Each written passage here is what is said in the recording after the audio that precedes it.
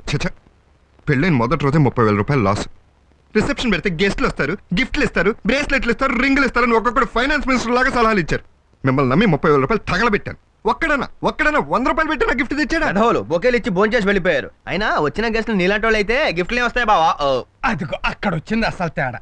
అసలు కానికంటే ఏంటి? ఇచ్చి పుచ్చుకోవడం. మనం ఎవరి పెళ్లికైనా ఎళ్ళో కానిక ఇస్తే వాళ్ళు మన పెళ్లికి వచ్చో కానికెత్తారు. మరి నువ్వేం చేస్తావు? ఎవరి పెళ్లికి వెళ్ళినా కడుపు నిండా భోంచేసేసి 2 అక్షతలు ఎత్తి మీద పడేసి వస్తావు. వాళ్ళు నీ పెళ్లికి వచ్చి అదే చేశారు. నీ వస్తే ఫాలో అయిపోయారు. అసలే 30,000 లాస్ అని బ్రదర్ బాధపడుతుంటే మధ్యలో నీ వాస్తు దెబ్బలేమిటి?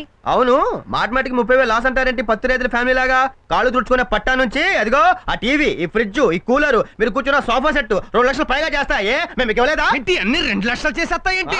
ఇదంతా నీ కష్టార్జితమేనా?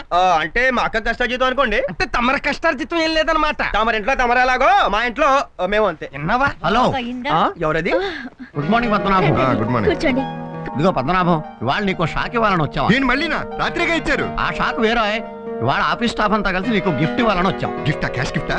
క్యాష్ అయితే నువ్వు బ్యాంకులో వేసేస్తావని తెలుసు కదా, అందుకని. కొన్ని వస్తువులు అందించారా? వాళ్ళేం తెంగరోళ్ళేంటి? ఫస్ట్ రూపంలో నీకు హెలికాప్టర్ ఇచ్చిన తోకానికి అమ్మేసి బ్యాంకులో వేసేస్తామని వాళ్ళకి తెలుసు. భలే కనిపెట్టారండి.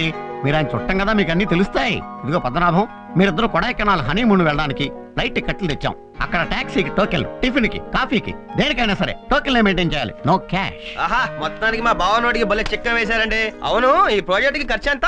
జస్ట్ 30,000. ఓహో, 30,000? రాత్రి నా రిసెప్షన్ కూడా 30,000 అయింది. పోనీ ప్లీజ్ ప్లీజ్ ఇది తీసేసుకుని నా క్యాష్ రూపంలో వేసి నా లోటు బడ్జెట్ పూర్తి చేసుకుని. మీరు బడ్జెట్ ఈ రకంగా పూడుస్తారని తెలిసే మేము ఈ రకంగా టికెట్లు పట్టుకొచ్చాం. తీసుకోండి. బాయ్. ఏవే రమ్య, ఓకేనా? Okay, happy journey. Thank you. Excuse me.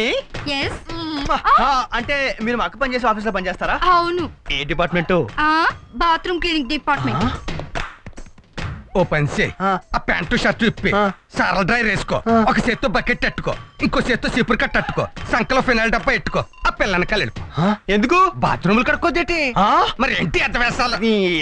ఏంటి ఏదో స్కీమ్ వేసేస్తున్నట్టున్నావు. నువ్వు ఎంత గింజుకున్నా టికెట్లు క్యాష్ లోకి మార్చడం కుదరదని చెప్పారు. బావా నీకు అబ్జెక్షన్ అయితే చెప్పు, నేనే వేరే సెటప్ ఏదో చేసుకొని వెళ్ళొచ్చేతాను. అయ్యి హనీమూన్ టికెట్లు రా. ఇల్లీగల్ సెటప్ తో వెళ్తే చెత్త కొట్టేస్తారు. మా బామ్మరిది వెళ్ళకపోతే నిన్న లీగల్ సెటప్ తో వెళ్ళొచ్చా. అయితే నేను వస్తాను. ఏంటమ్మా ఫ్లైట్ ఎక్కుతావా? నీ బరువు మోయలేక ఏ సముద్రంలో కూలిపోద్ది. మీకు ఇష్టం లేకపోతే వదిలేయండి.